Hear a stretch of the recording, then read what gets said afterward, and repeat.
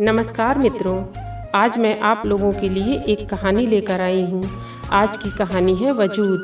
मित्रों, चाय की ट्रे लिए हुए वह कमरे में घुसी तो अपने पति को वहाँ से नदारद पाकर चौंक उठी। हैं, ये कहाँ गए?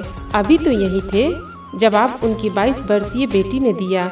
मम्मी, पापा दादी जी से ऊपर वाले कमरे में मिलने गए हैं, बुलाया था उन्होंने। झुझला उठी वह। अब उनको क्या काम पड़ गया? मैं तो पापा के लिए चाय बनाकर लाई थी।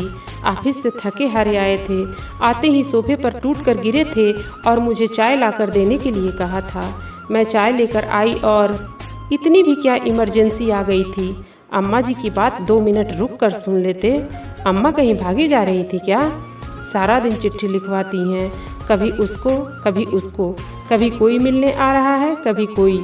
उन्हें चाहिए कि चुपचाप पड़ी खाएं पिएं और ऊपर वाले का नाम लें, पर नहीं, न खुद चैन से रहती हैं न रहने देती हैं। अम्मा को क्या पता हमारी अपनी कितनी उलझनें हैं, दिक्कतें हैं, पर उन्हें क्या। मुश्किल से तो घर का खर्च पूरा होता है, तनख्वाह ही कितनी है इनकी।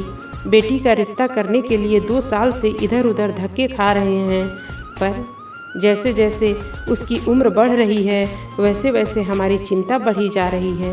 ऊपर से अम्मा, न काम न काज, खामखाह के बोझ जैसी परेशानी। चाय ही ठंडी हो गई, अब दोबारा गर्म करनी पड़ेगी। बहुत गुस्सा आ रहा था उसे अम्मा पर। उसे जैसे अम्मा का वजूद ही एकाएक खटकने लग गया था। तभी पति को लौटा देखकर खींच उठी वह। आ गए? चाय बनाने में मुझे देर हो जाती तो मुझ पर बरसने लगते और खुद एकाएक चले गए अम्मा के पास। पति के चेहरे से खुशी छलक रही थी। चौंक उठी वह। क्या बात है, बहुत खुश दिख रहे हो? बात ही ऐसी है, सुनोगी तो खुश हो जाओगी।